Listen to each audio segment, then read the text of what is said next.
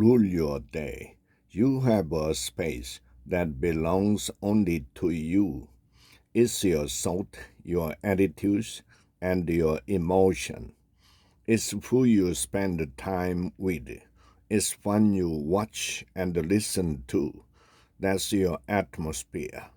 That's what you have control over. The reason some people live worried, offended, and negative is because they let everything in. They listen to the news all day. They dwell on the medical report. And they go to lunch with the people who are critical. Somebody cuts them up in traffic, and that sours the rest of their morning. The problem is that they are not ruling their atmosphere. You have to be careful when you allow in. You can't stop every negative thing from coming, but you can stop it from getting down in your spirit. You need to keep your atmosphere full of faith,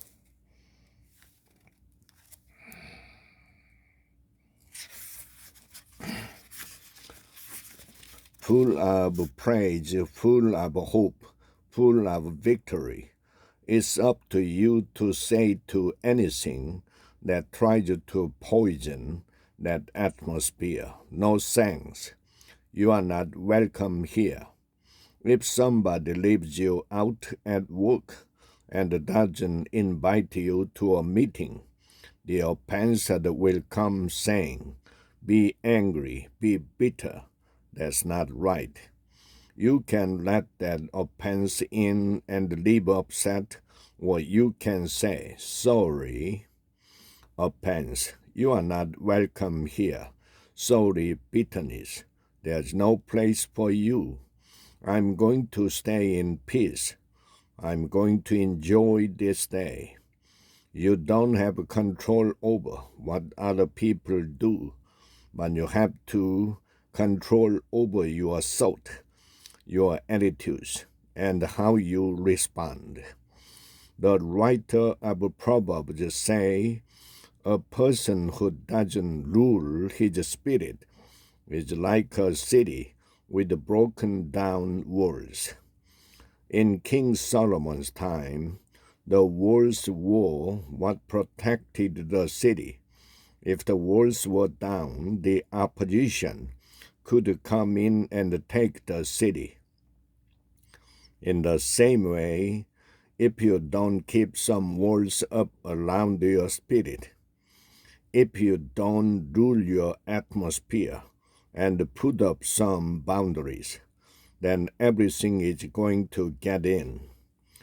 If your child is off course, instead of trusting that God has him in the palms of his hands, worry will get in and you won't be able to sleep at night.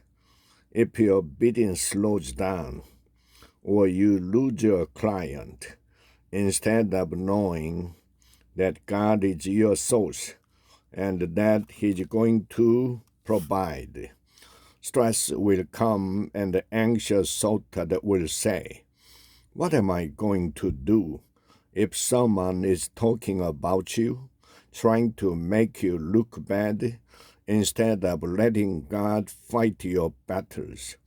You will let the offense in. You'll live defensive, trying to prove to them that you are okay, which is wasting valuable time on what doesn't matter. You don't need their approval. God has already approved you. Now, keep your walls up. Quit allowing all that negativity into your spirit. Your time is too valuable. Your assignment too important to let everything in.